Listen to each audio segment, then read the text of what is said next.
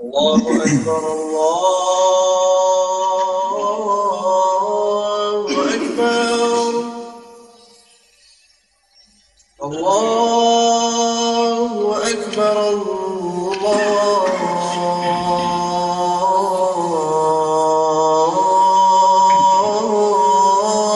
أكبر. أشهد أن لا إله إلا الله.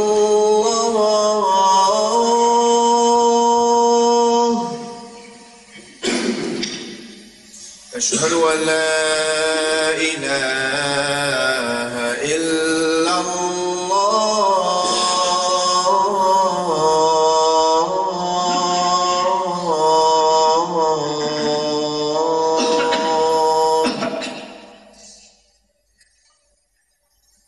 أشهد أن محمدًا رسول الله.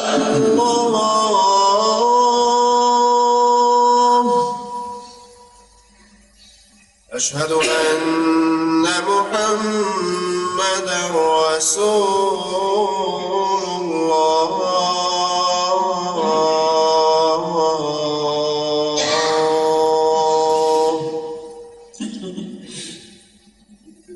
حي على الصلاة.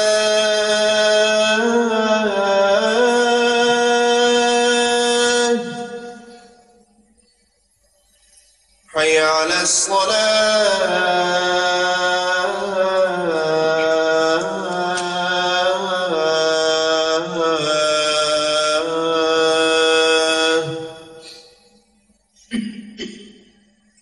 حي على الفلاح.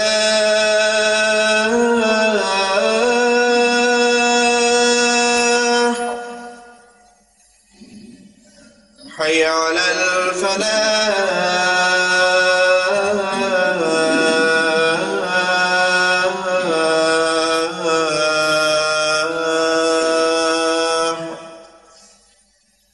الله أكبر الله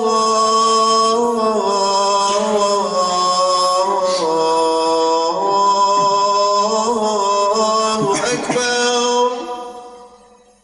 لا إله إلا الله.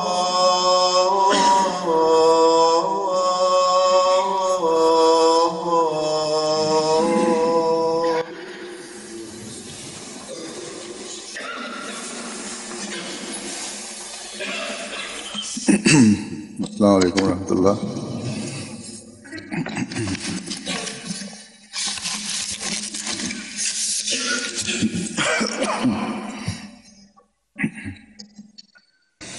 أشهد أن لا إله إلا الله وحده لا شريك له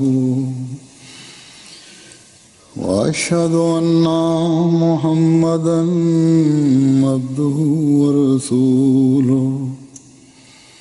أما بعد فأعوذ بالله من الشيطان الرجيم. بسم الله الرحمن الرحيم. الحمد لله رب العالمين.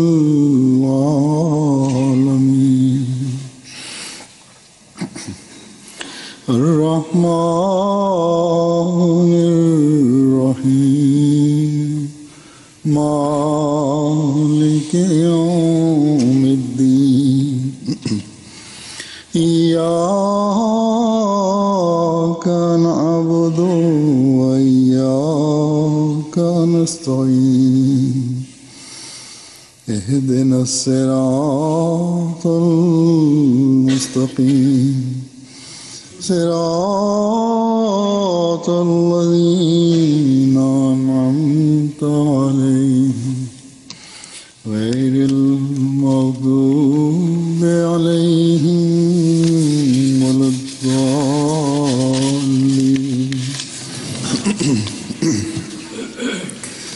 وما أرسلناك إلا رحمة للعالمين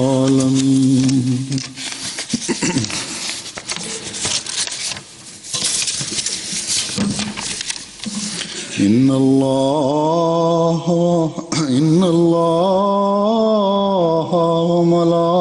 وملائكته يصلون على النبي يا أيها الذين آمنوا صلوا عليه وسلموا تسليما إن الذين يؤذون الله ورسوله لعنهم الله في الدنيا والآخرة وأعد لهم عذابا مهينا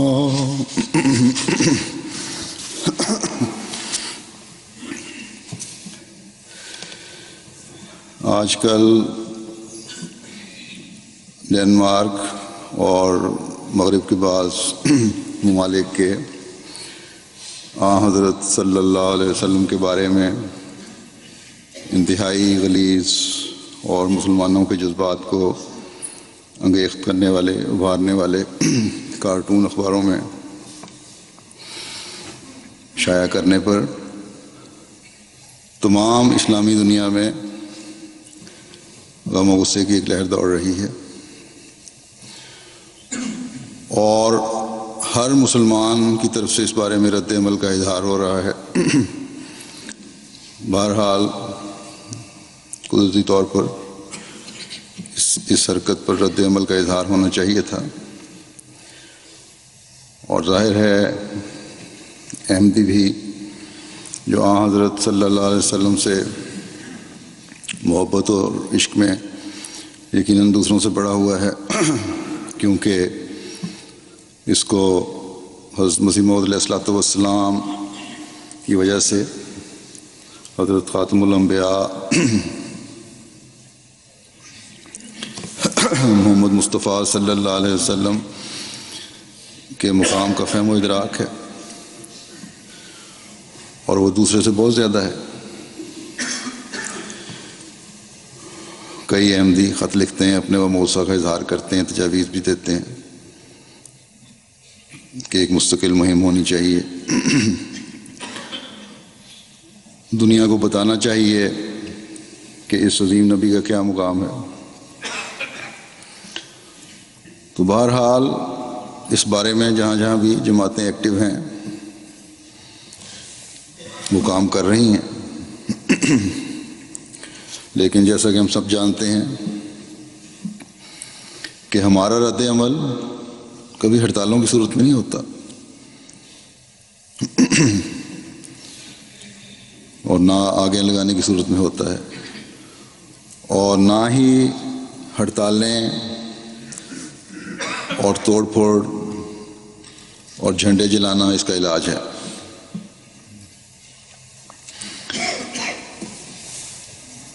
دوسرے مذہب والے یا اس زمانے میں مذہبی بھی اور مغربی دنیا بھی اسلام اور بانی اسلام صلی اللہ علیہ وسلم پر حملے کرتے رہے ہیں اور کر رہے ہیں۔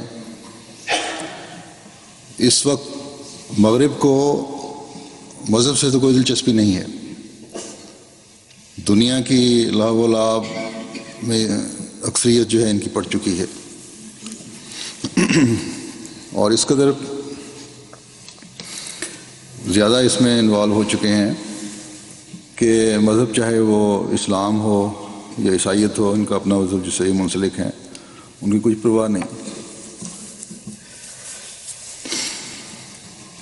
وہ اس سے لا تعلق ہو چکے ہیں بالکل. مذہب کے تقدس کا احساس اکثریت میں ختم ہو چکا ہے. بلکہ ایک خبر پچھلے دنوں میں یہ بھی تھی فرانس کی شہر کہ ہم حق رکھتے ہیں، ہم چاہیں تو نعوذ باللہ اللہ تعالیٰ کا بھی کارٹون بنا سکتے ہیں. تو یہ تو ان لوگوں کا حال ہو چکا ہے. اس لیے اب دیکھ لیں کہ یہ کارٹون بنانے والوں نے جو انتہائی کبھی حرکت کی ہے اور جیسی سوچ ہی رکھتے ہیں، اور اسلامی دنیا کا جو رد عمل ظاہر ہوا ہے، اس پر ان میں سے کئی لکھنے والوں نے لکھا ہے کہ یہ رد عمل اسلامی معاشرے اور مغربی سیکولر جمہوریت کے درمیان تصادم ہے، حالانکہ اس کا معاشرے سے کوئی تعلق نہیں ہے. آپ تو ان لوگوں کی اکثریت، جیسے کہ میں نے کہا، اخلاق باختہ ہو چکی ہے. آزادی کے نام پر بے حیائیاں اختیار کی جا رہی ہیں، حیا تقریباً ختم ہو چکی ہے. بہرحال اس بات پر بھی ان میں سے ہی بعض ایسے ہیں لکھنے والے شرفاء یا انصاف پسند، انہوں نے اس نظریے کو غلط قرار دیا ہے کہ اس بات کو، اس رد عمل کو اسلام اور مغربی سیکولر جمہوریت کا نام دیا جائے، مقابلے کا نام دیا جائے.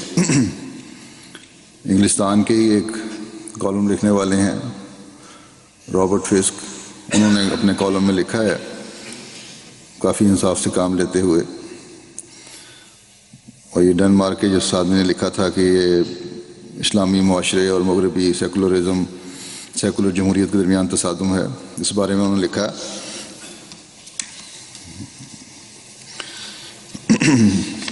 یہ بالکل غلط بات ہے. یہ کوئی تہذیبوں کا یا سیکولرزم کا تصادم نہیں ہے. وہ لکھتے ہیں کہ یہ آزادی اظہار کا مسئلہ بھی نہیں ہے، بات صرف یہ ہے کہ مسلمانوں کے عقیدے کے مطابق پیغمبر پر خدا نے براہ راست اپنی تعلیمات نازل کیں، وہ زمین پر خدا کے ترجمان ہیں، جبکہ یہ یعنی عیسائی سمجھتے ہیں، اب یہ عیسائی لکھنے والا لکھ رہا ہے کہ انبیاء اور ولی ان کی تعلیمات انسانی حقوق اور آزادیوں کے جدید تصور سے ہم آہنگ نہ ہونے کے سبب تاریخ کے دھندلکوں میں گم ہو گئے ہیں. مسلمان مذہب کو اپنی زندگی کا حصہ سمجھتے ہیں، اور صدیوں کے سفر اور تغیرات کے باوجود ان کی یہ سوچ برقرار ہے، جبکہ ہم نے مذہب کو عملاً زندگی سے علیحدہ کر دیا ہے. اس لیے ہم اب مسیحیت بمقابلہ اسلام نہیں بلکہ مغربی تہذیب و مقابلہ اسلام کی بات کرتے ہیں، اور اس بنیاد پر یہ بھی چاہتے ہیں کہ جب ہم اپنے پیغمبروں یا ان کی تعلیمات کا مذاق اڑا سکتے ہیں تو آخر باقی مذہب کا کیوں نہیں، جیسے میں نے بتایا تھا. پھر لکھتے ہیں کہ لیکن کیا یہ رویہ واقعی اتنا ہی بے ساختہ ہے؟ کہتے ہیں کہ مجھے یاد ہے کہ کوئی 10-12 برس پہلے ایک film last temptation of Christ release ہوئی تھی، جس میں حضرت عیسیٰ کو ایک عورت کے ساتھ قابل اعتراض حالت میں دکھانے پر بہت شور مچا تھا، اور پیرس میں کسی نے مشتعل ہو کر ایک سینما کو نظر آتش کر دیا تھا. ایک فرانسیسی نوجوان کو قتل بھی ہوا تھا. اس بات کا یہ کیا مطلب ہے؟ ایک طرف تو ہم میں سے ہی بعض لوگ اپنے مذہبی جذبات کی توہین برداشت نہیں کر پاتے، مگر ہم یہ بھی توقع رکھتے ہیں کہ مسلمان آزادی اظہار کے ناطے گھٹیا ذوق کے کارٹونوں کی اشاعت پر برداشت سے کام لیں. کیا یہ درست رویہ ہے؟ جب مغربی رہنما یہ کہتے ہیں کہ وہ اخبارات یا آزادی اظہار پر قدغن نہیں لگا سکتے تو مجھے ہنسی آتی ہے. کہتے ہیں کہ اگر متنازع کارٹونوں میں پیغمبر اسلام کے بجائے بام والے ڈیزائن کی ٹوپی کسی یہودی ربائی کے سر پر دکھائی جاتی تو کیا شور نہ مچتا کہ اس سے اینٹی سیمیٹزم کی بو آتی ہے، یعنی یہودیوں کے خلاف مخالفت کی بو آتی ہے، اور یہودیوں کی مذہبی دل آزاری کی جا رہی ہے۔ اگر آزادی اظہار کی حرمت کا ہی معاملہ ہے تو پھر فرانس، جرمنی یا آسٹریا میں اس بات کو چیلنج کرنا قانوناً کیوں جرم ہے کہ دوسری عالمی جنگ میں یہودیوں کی نسل کشی نہیں کی گئی؟ ان کارٹونوں کی اشاعت سے اگر ایسے لوگوں کی حوصلہ افزائی ہوتی جو مسلمانوں میں مذہبی اصلاح یا اعتدال پسندی کے حامی ہیں اور روشن خیالی کے مباحث کو فروغ دینا چاہتے ہیں، تو اس پر بہت کم لوگوں کو اعتراض ہوتا۔ لیکن ان کارٹونوں سے سوائے اس کے اور کیا پیغام دینے کی کوشش کی گئی ہے کہ اسلام ایک پرتشدد مذہب ہے؟ ان کارٹونوں نے جہاں چہار جانب اشتعال پھیلانے کے اور کیا مثبت اقدام کیا؟ بہرحال کچھ رویہ بھی مسلمانوں کا تھا جس کی وجہ سے اسی حرکت کا موقع ملا۔ تو بہرحال ان لوگوں میں شرفاء بھی ہیں جو حقائق بیان کرنا جانتے ہیں۔ میں نے مختلف ملکوں سے جو وہاں رد عمل ہوئے، یعنی مسلمانوں کی طرف سے بھی اور ان یورپین دنیا کے حکومتی نمائندوں یا اخباری نمائندوں کی طرف سے بھی جو اظہار رائے کیا گیا، ان کی رپورٹیں منگوائی ہیں، تو اس میں خاصی تعداد ایسے لوگوں کی بھی ہے جنہوں نے اخبار کے اس اقدام کو پسند نہیں کیا۔ لیکن بہرحال جیسا کہ میں نے کہا، کہیں نہ کہیں سے کسی وقت ایسا شوشہ چھوڑا جاتا ہے جس سے ان گندے ذہن والوں کے ذہنوں کی غلاظت اور خدا سے دوری نظر آ جاتی ہے۔ اسلام سے بغض اور تعصب کا اظہار ہوتا ہے، لیکن میں یہ کہوں گا کہ بدقسمتی سے مسلمانوں کے بعض جو لیڈر ہیں ان کے غلط رد عمل سے ان لوگوں کو پھر اسلام کو بدنام کرنے کا موقع مل جاتا ہے۔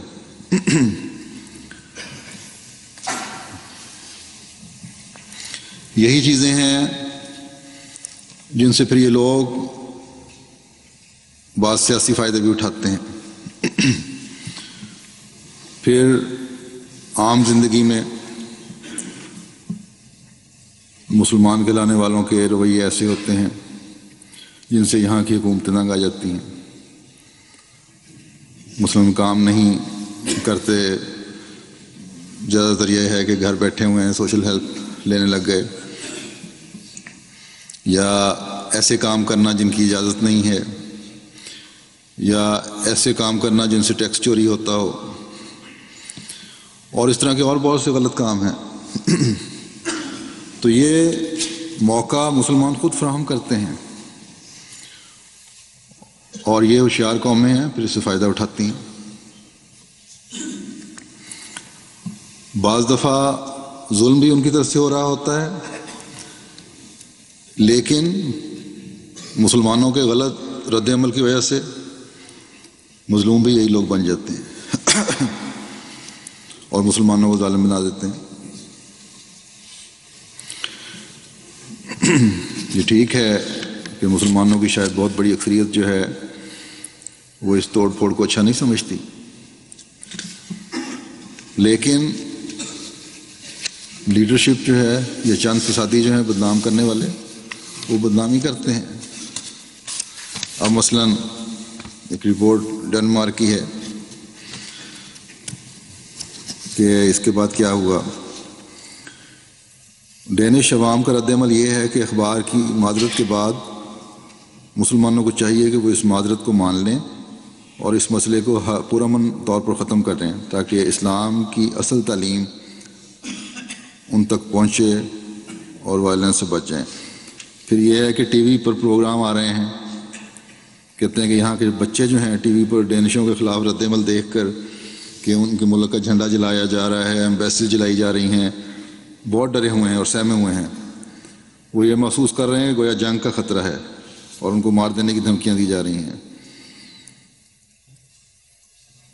اب عوام میں بھی اور بعض سیاستدانوں میں بھی اس کو دیکھ کے جب ناپسند کیا ہے انہوں نے، اور ایک رد عمل یہ بھی ظاہر ہوا ہے کہ مسلمانوں کی اس دل آزاری کے بدلے میں خود ہمیں ایک بڑی مسجد بنا کر دینی چاہیے مسلمانوں کو، جس کے خرچ جو ہے یہاں کے فرمیں ادا کریں، اور کوپن ہیگن کے سپریم میئر نے اس تجویز کو پسند کیا ہے۔ پھر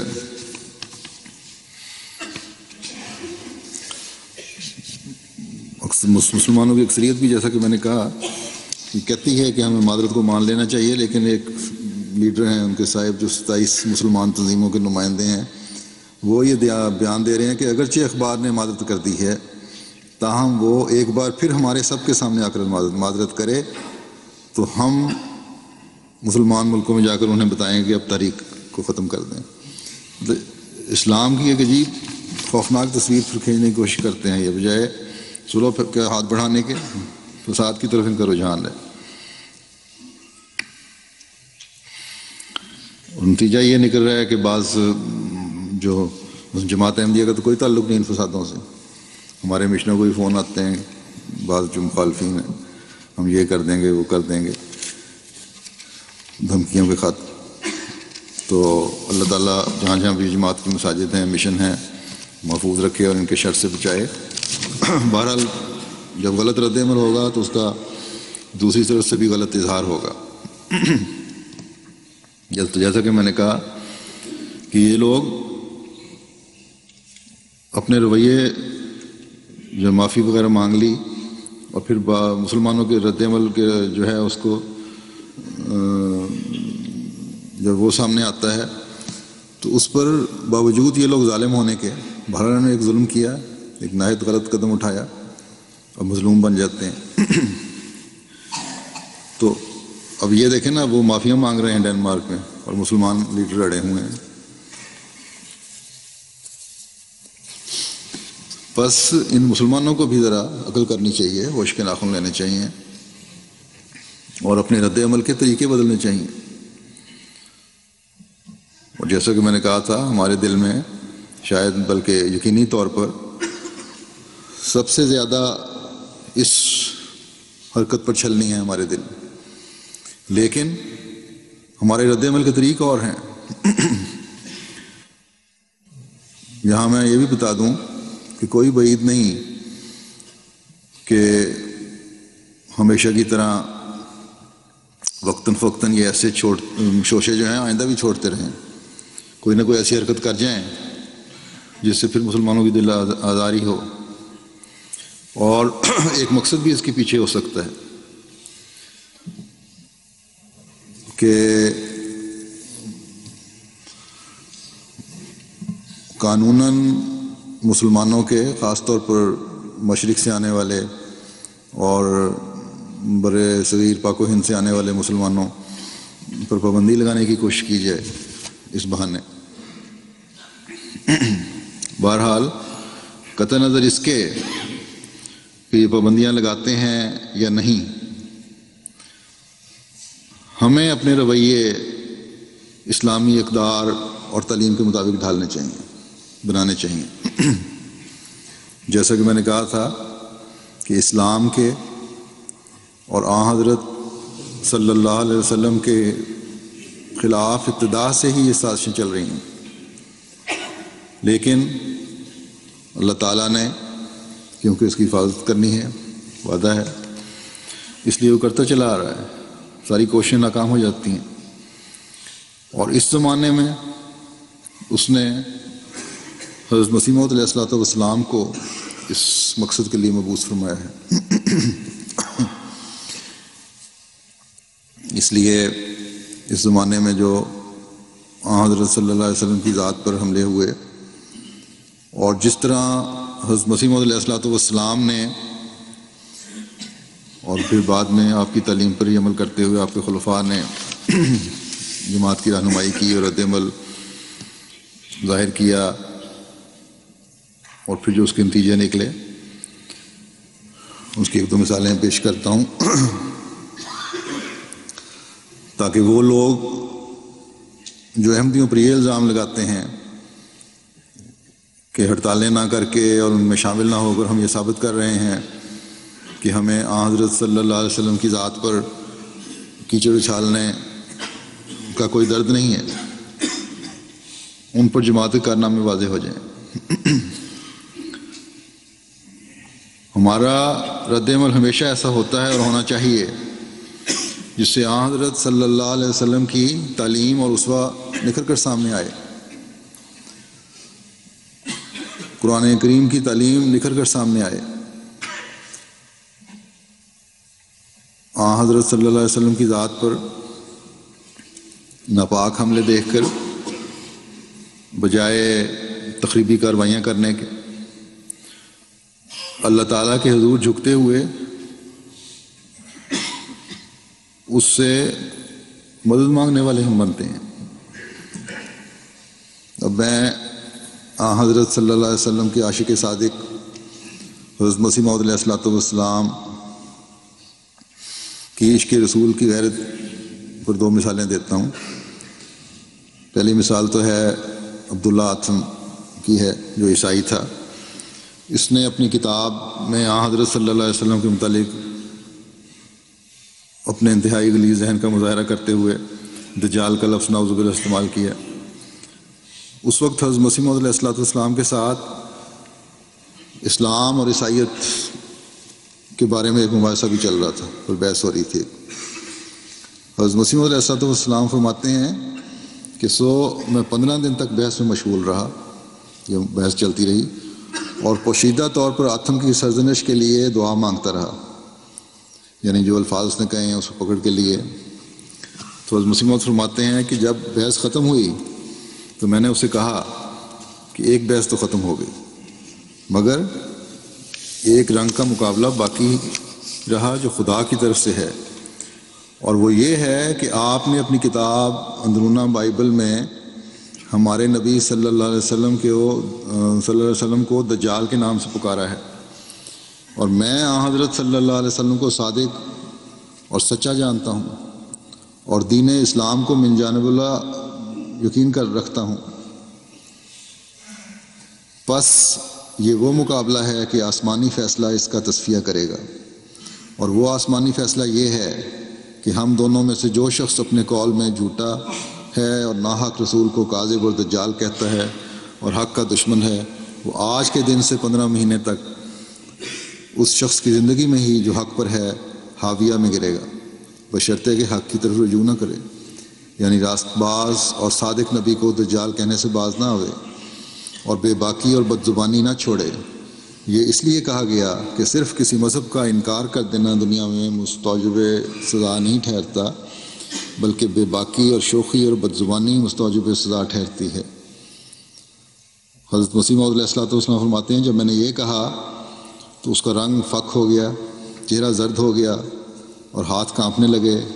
تب اس نے بلا توقف اپنی زبان منہ سے نکالی اور دونوں ہاتھ کانوں پر دھر لیے اور ہاتھوں کو ماں سر کے ہلانا شروع کیا، جیسا ایک ملزم خائف ایک الزام سخت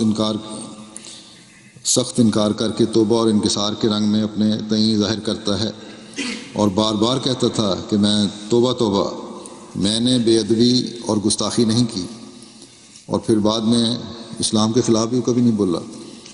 تو یہ تھا حضرت صلی اللہ علیہ وسلم کی غیرت رکھنے والے شیر خدا کا رد عمل، جس طرح وہ للکارتے تھے ایسی حرکتیں کرنے والوں کو۔ پھر ایک شخص لیکھ رام تھا جو حضرت صلی اللہ علیہ وسلم کو گالیاں نکالتا تھا۔ اس کی اس دریدہ ذہنی پر حضرت مسیح موعود علیہ السلام نے اسے باز رکھنے کی کوشش کی، باز نہ آیا، آخر آپ نے دعا کی تو اللہ تعالیٰ نے اس کی دردناک موت کی خبر دی۔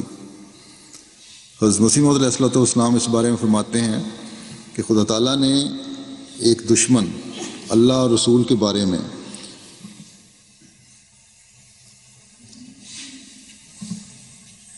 جو حضرت صلی اللہ علیہ وسلم کو گالیاں نکالتا ہے اور ناپاک کلمے زبان پر لاتا ہے، جس کا نام لیکھ رام ہے، مجھے وعدہ دیا اور میری دعا سنی اور جب میں نے اس پر بد دعا کی تو خدا نے مجھے بشارت دی کہ وہ 6 سال کے اندر ہلاک ہو جائے گا۔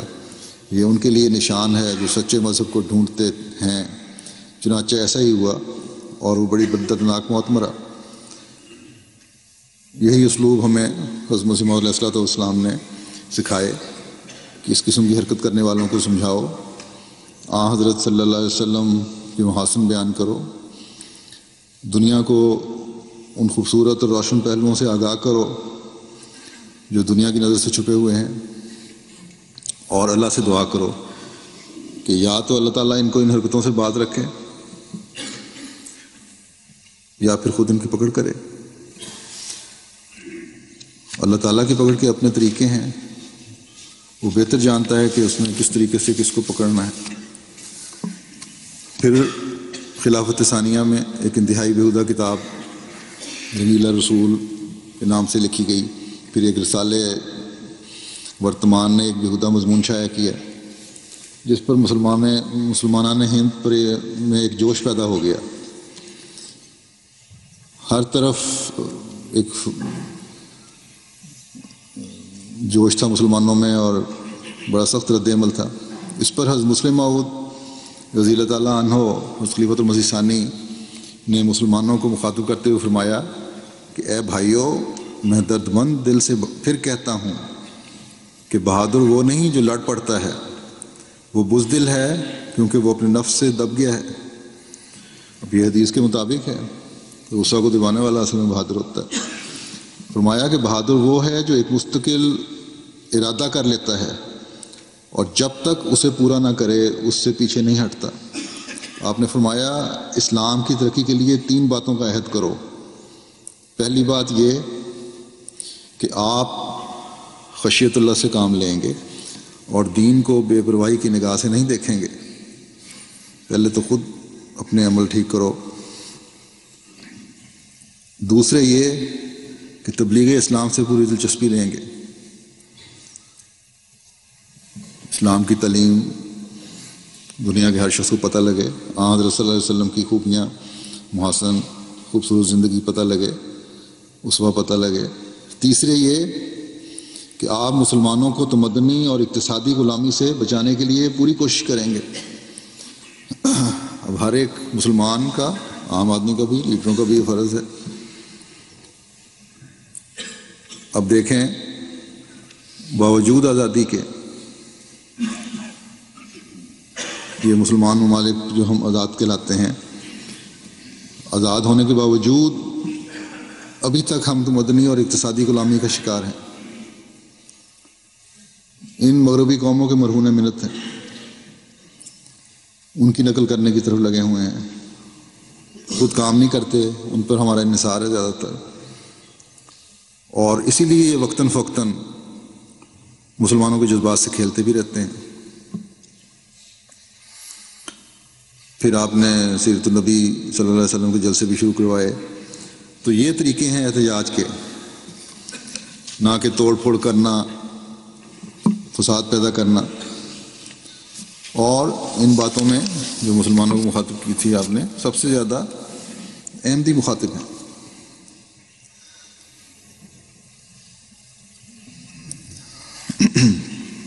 ان ملکوں کی بعض غلط روایات غیر محسوس طریقے پر ہمارے بعض خاندانوں میں داخل ہو رہی ہیں، تو میں احمدیوں کو کہتا ہوں کہ آپ لوگ بھی مخاطب تھے۔ یہ جو اچھی چیزیں ہیں ان کی تمدن کی وہ تو اختیار کریں، لیکن جو غلط باتیں ہیں ان کو ہمیں ان سے بچنا چاہیے۔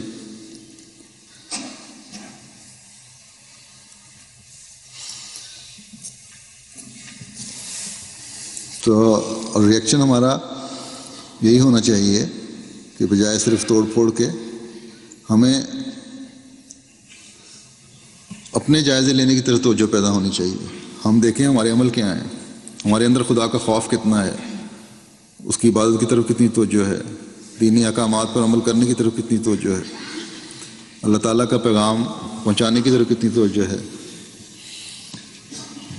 پھر دیکھیں خلافت رابعہ میں تو دور تھا میرا خیال ہے اس وقت تھی جب رشدی نے کتاب لکھی تھی بڑی توہین امیز۔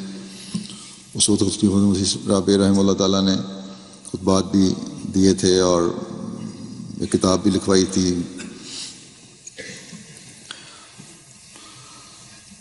پھر گزشتہ سال میں جس وقت میں جس طرح کہ میں نے کہا یہ حرکتیں ہوتی رہتی ہیں. گزشتہ سال کے شروع میں بھی اس طرح کا ایک مضمون آیا تھا حضرت صلی اللہ علیہ وسلم کی زندگی کے بارے میں.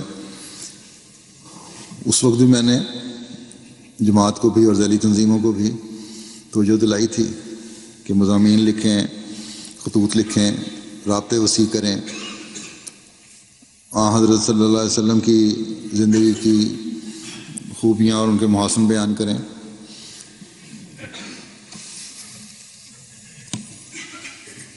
تو یہ تو حضرت صلی اللہ علیہ وسلم کی زندگی کے حسین پہلوؤں کو دنیا کو دکھانے کا سوال ہے.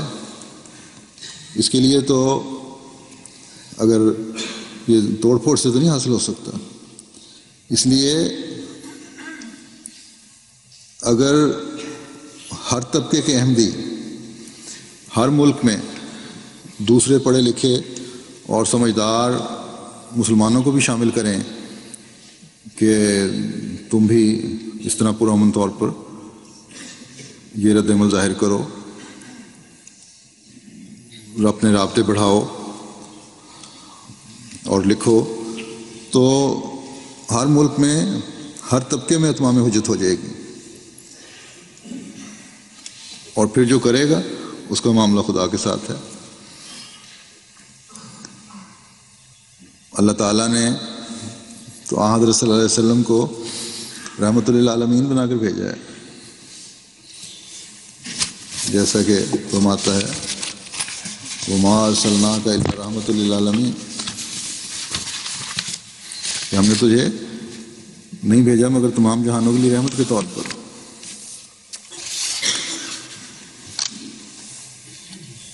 اور آپ سے بڑی ہستی، رحمت بانٹنے والی ہستی نہ پہلے کبھی پیدا ہوئی اور نہ بعد میں ہو سکتی ہے. ہاں آپ کا اسوہ ہے جو ہمیشہ قائم ہے اور اس پر چلنے کی ہر مسلمان کو کوشش کرنی چاہیے. اور اس کے لیے بھی سب سے بڑی ذمہ داری احمدی کی ہے، ہم پر ہی عائد ہوتی ہے. تو بہرحال آپ صلی اللہ علیہ وسلم تو رحمت للعالمین تھے،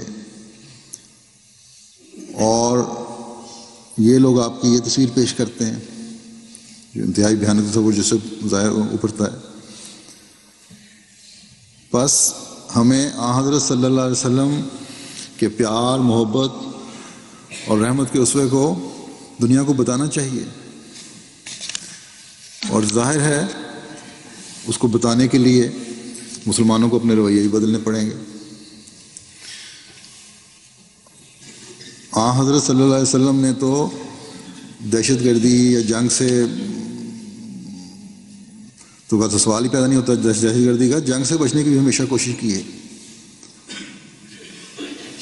جب تک کہ جنگ ٹھونسی نہیں گئی آپ پر مدینہ میں آ کے.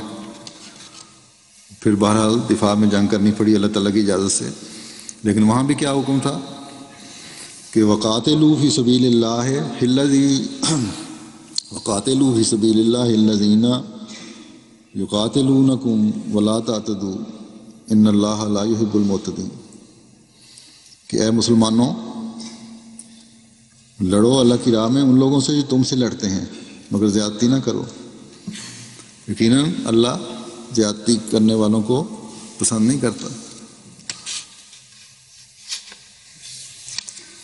اور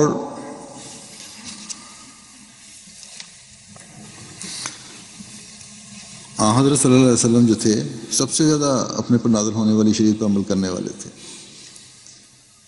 ان کے بارے میں ایسے نازیبا خیالات کا اظہار کرنا انتہائی ظلم ہے. بہرحال جس طرح یہ کہتے ہیں کہ انہوں نے معافی مانگ لی ہے، اور ہمارے مبلغ کی بھی رپورٹ ہے کہ ان میں سے ایک نے معافی مانگی تھی، اظہار کیا تھا، تو دوسرے مسلمانوں کو تو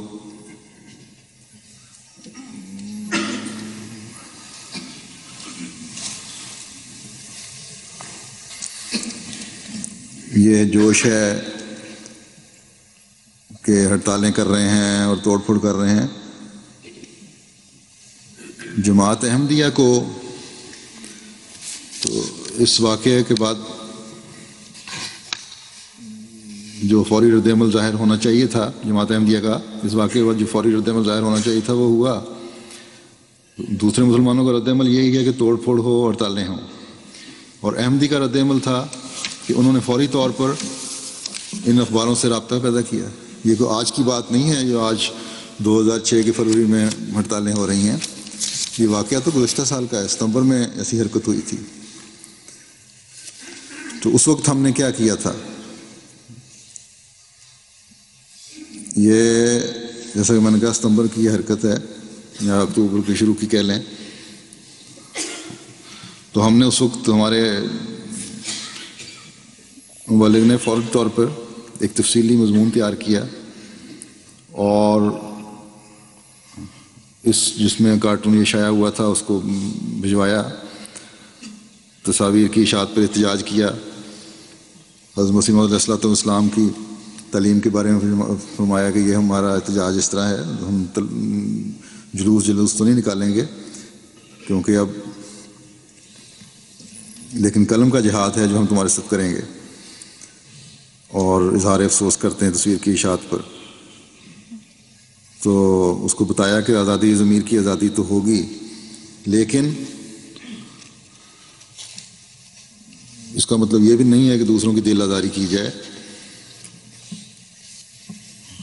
اور پھر یہ بہرحال اس کا مثبت رد عمل ہوا، ایک مضمون بھی بھیجا گیا تھا اخبار کو، اخبار نے شائع کر دیا بہرحال، اور ڈینش عوام کی طرف سے بڑا اچھا رد عمل ہوا کیونکہ مشن میں بدریہ فون اور خطوط بھی ہمارے مضمون کو کافی انہوں نے پسند کیا، پیغام آئے۔ پھر ایک میٹنگ میں جرنلسٹ یونین کے صدر کی طرف سے دعوت ملی شمولیت کی، وہاں گئے،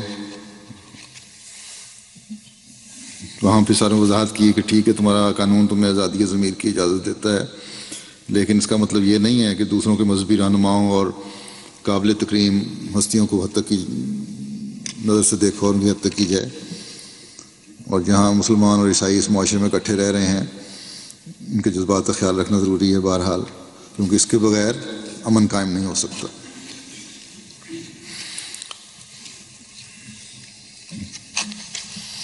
پھر ان کو بتایا کہ حضرت صلی اللہ علیہ وسلم کا کس قدر حسین تعلیم ہے اور کیسا اسوہ ہے، اور کتنے اعلیٰ اخلاق کے آپ مالک تھے، اور کتنے لوگوں کے ہمدرد تھے، کس طرح ہمدرد تھے، خدا کی مخلوق سے ہمدردی اور شفقت کے مظہر تھے۔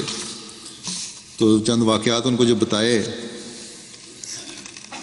اور کہ بتاؤ یہ ایسی تعلیم والا شخص اور ایسے عمل والا شخص، اس کے بارے میں اس طرح کی تصویر بنانی جائز ہے، تو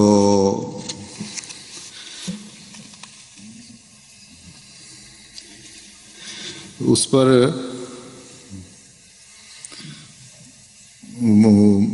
اس کے موقف ساری باتیں جو ہوئیں ہماری مشنری کی، اس کو بڑا انہوں نے پسند کیا، بڑا سراہا، اور ایک کارٹونسٹ نے برملا یہ اظہار کیا کہ اگر اس طرح کی میٹنگ پہلے ہو جاتی تو وہ ہرگز کارٹون نہ بناتے۔ اب انہیں یہ پتہ چلا کہ اسلام کی تعلیم کیا ہے، اور ساروں نے اس بات پہ اظہار کیا کہ ٹھیک ہے ڈائیلاگ کا سلسلہ جو ہے یہ چلتے رہنا چاہیے۔ پھر صدر یونین کی طرف سے بھی ایک پریس ریلیز جاری کی گئی جس کا مسودہ بھی سب کے سامنے سنایا گیا، اور ٹی وی پہ انٹرویو ہوا، اس میں بڑا اچھا رہا۔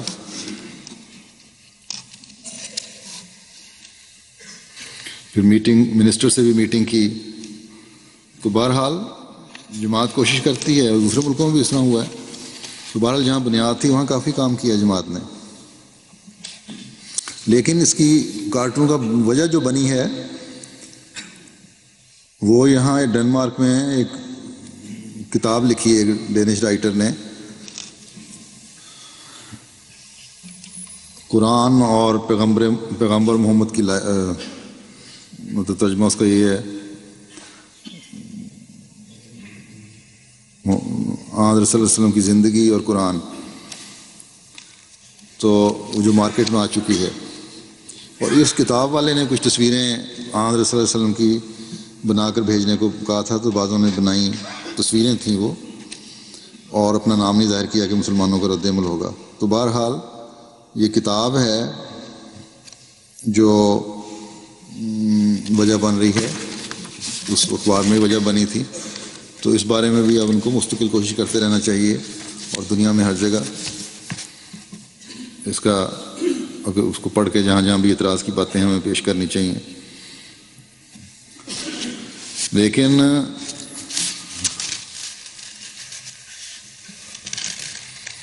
وہاں یہ بھی تصور ہے ڈنمارک میں، وہ کہتے ہیں کہ بعض مسلمان غلط کارٹون جو ہم نے شائع نہیں کیے وہ دکھا کے مسلمان دنیا کو ابھارنے کی کوشش کی جا رہی ہے. پتہ نہیں بہرحال سچ ہے جھوٹ ہے، لیکن ایک احساس بہرحال ان میں پیدا ہوا ہے ہمارے اس فوری توجہ سے. یہ اسی وقت شروع ہو گیا تھا جس کو آج ان لوگوں کو تو آج پتہ لگ رہا ہے، جبکہ 3 مہینے پہلے کی بات ہے.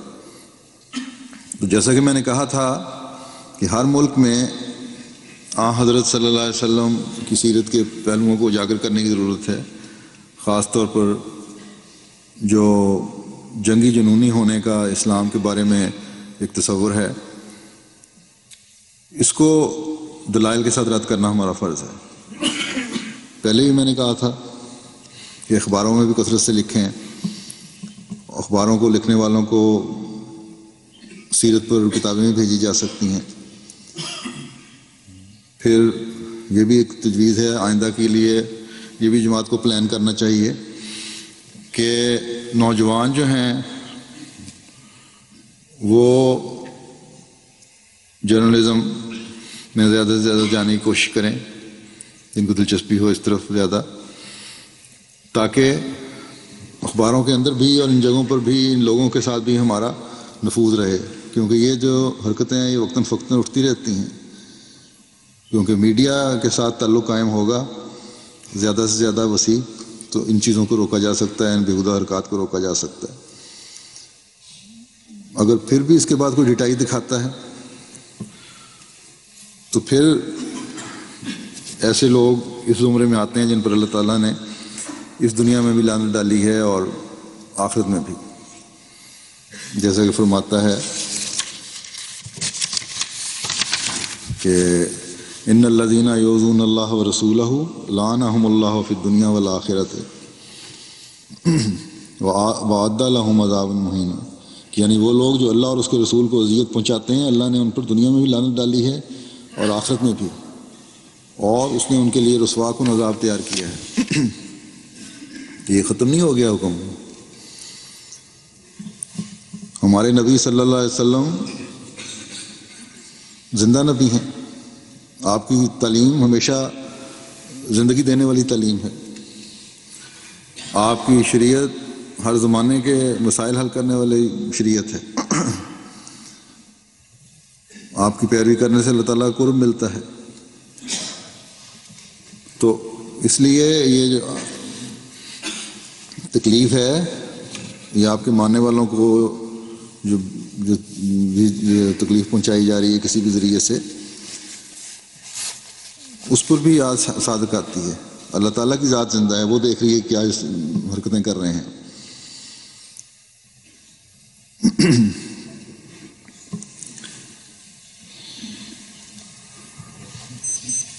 بس دنیا کو آگاہ کرنا ہمارا فرض ہے. دنیا کو ہمیں بتانا ہوگا کہ اللہ تعالیٰ اس اذیت کی سزا، یہ تکلیف جو پہنچاتے ہو تم، کی سزا آج بھی دینے کی طاقت رکھتا ہے. اس لیے اللہ اور اس کے رسول کی دلاداری سے باز آؤ. لیکن جہاں اس کے لیے اسلام کی تعلیم اور حضرت صلی اللہ علیہ وسلم کے اسوے کے بارے میں دنیا کو بتانا ہے، وہاں اپنے عمل بھی ٹھیک کرنے ہوں گے ہمیں، کیونکہ ہمارے اپنے عمل ہی ہیں جو دنیا کے منہ بند کریں گے.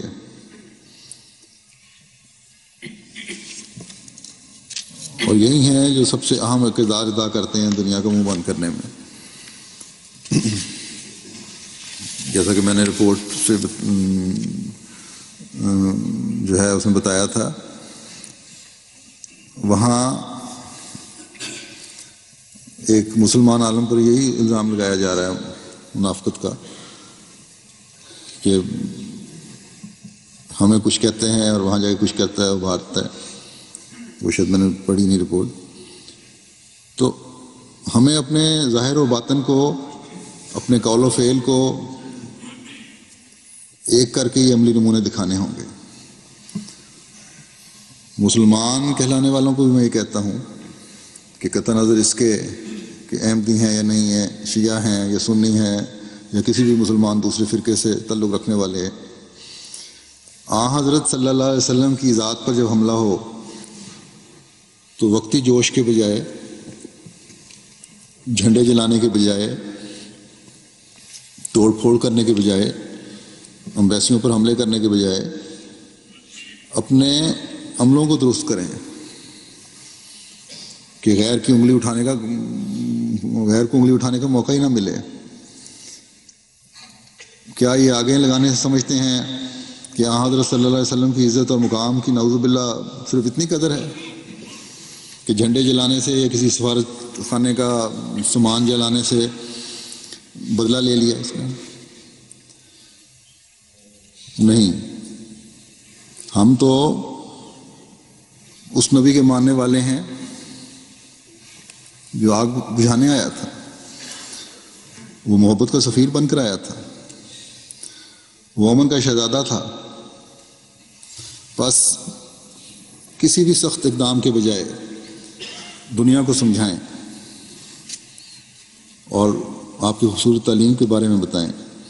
اللہ تعالیٰ مسلمانوں کو عقل اور سمجھ دے. لیکن میں احمدیوں سے یہ کہتا ہوں کہ ان کو تو پتہ نہیں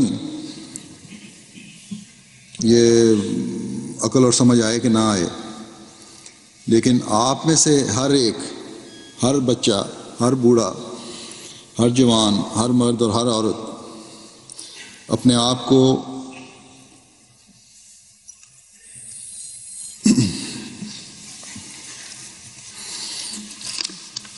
بیہودہ جو یہ تھا، رد عمل ہوا تھا غلط قسم کا،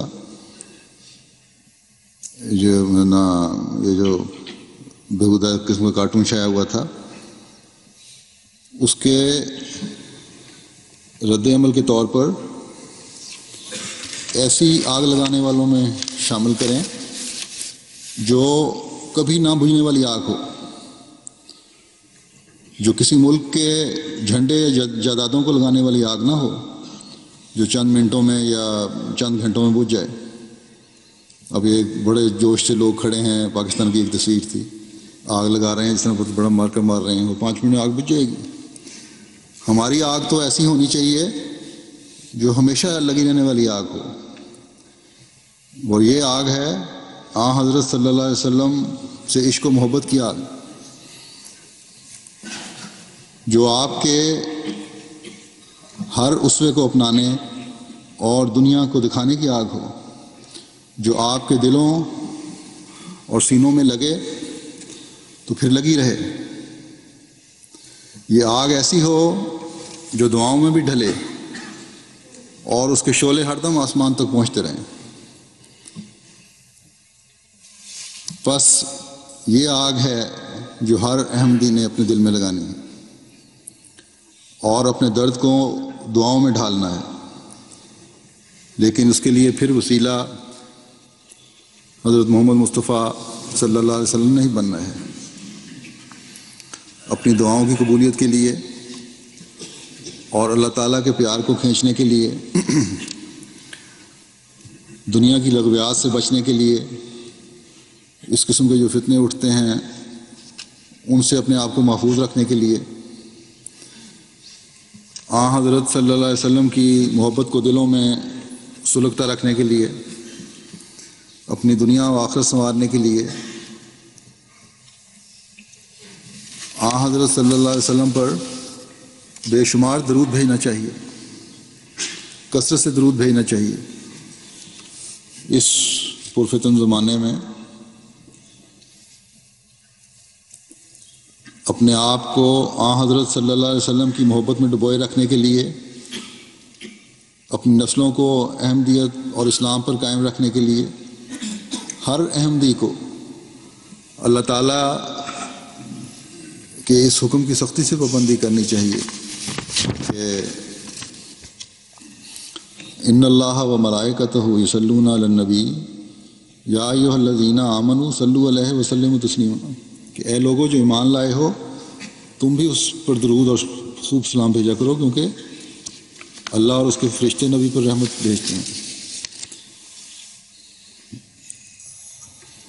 حضرت صلی اللہ علیہ وسلم نے ایک مرتبہ فرمایا، بلکہ کئی حوالے ہیں اس کے تو، کہ مجھ پر تو اللہ کا اور اس کے فرشتوں کا درود بھیجنا ہی کافی ہے، تمہیں جو حکم یہ ہے یہ تمہیں محفوظ رکھنے کے لیے ہے،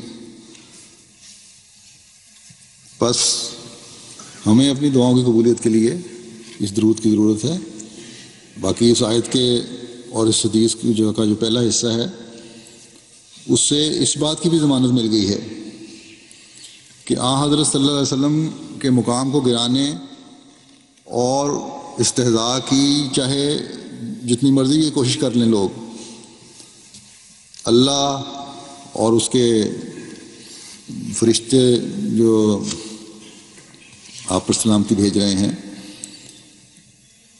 ان کی سلامتی کی دعا سے مخالف کبھی کامیاب نہیں ہو سکتا۔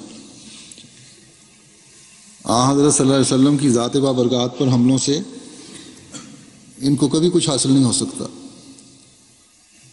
اور انشاءاللہ تعالی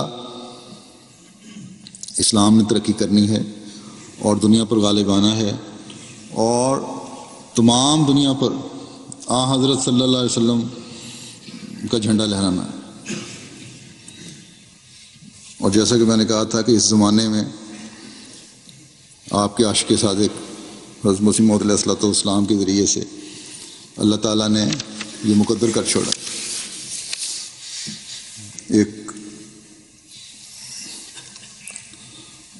مولانا عبد الکریم صاحب سیالکوٹی کا ایک حوالہ ہے، ایک بات ہے، کہتے ہیں کہ ایک بار میں نے خود حضرت امام علیہ الصلوۃ والسلام سے سنا، آپ فرماتے تھے کہ درود شریف کے طفیل اور اس کی کثرت سے یہ درجے خدا نے مجھے عطا کیے ہیں، اور فرمایا کہ میں دیکھتا ہوں کہ اللہ تعالیٰ کے فیوز عجیب نوری شکل میں حضرت صلی اللہ علیہ وسلم کی طرف جاتے ہیں اور پھر وہاں جا کر حضرت صلی اللہ علیہ وسلم کے سینے میں جذب ہو جاتے ہیں، اور وہاں سے نکل کر ان کی لا انتہا نالیاں ہوتی ہیں اور بقدر حصہ رسدی ہر حقدار کو پہنچتی ہیں۔ یقیناً کوئی فیض بدوں وساطت حضرت صلی اللہ علیہ وسلم دوسروں تک پہنچ نہیں سکتا۔ اور پھر فرمایا کہ درود شریف کیا ہے؟ رسول اللہ صلی اللہ علیہ وسلم کے اس عرش کو حرکت دینا ہے جس سے یہ نور کی نالیاں نکلتی ہیں۔ جو اللہ تعالیٰ کا فیض اور فضل حاصل کرنا چاہتا ہے اس کو لازم ہے کہ وہ کثرت سے اس درود شریف پڑھے تاکہ اس فیض میں حرکت پیدا ہو۔ اللہ کرے ہم زمانے کے فتنوں سے بچنے کے لیے اور حضرت صلی اللہ علیہ وسلم کی محبت دلوں میں قائم رکھنے کے لیے، آپ کی لائی ہوئی تعلیم کو دنیا میں پھیلانے کے لیے، آپ پر درود بھیجتے ہوئے، اللہ کے حضور جھکتے ہوئے اور اس سے مانگتے ہوئے اس کے فضل اور فیض کے وارث بنتے چلے جائیں۔ اللہ ہماری مدد کرے۔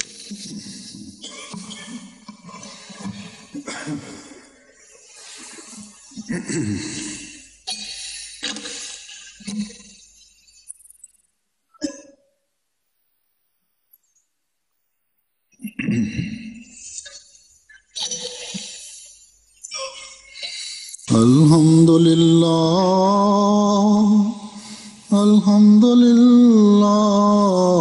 نحمده ونستعينه ونستغفره ونؤمن به ونتوكل عليه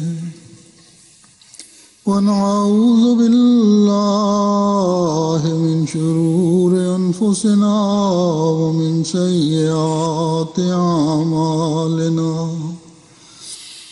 من يهده الله فلا مضل له ومن يضلله فلا هادي له ونشهد أن لا إله إلا الله ونشهد أن محمدا عبده ورسوله عباد الله رحمكم الله إن الله يأمر بالعدل والإحسان وإيتاء ذي القربى وينهى عن الفحشاء والمنكر والبغي يعظكم لعلكم تذكرون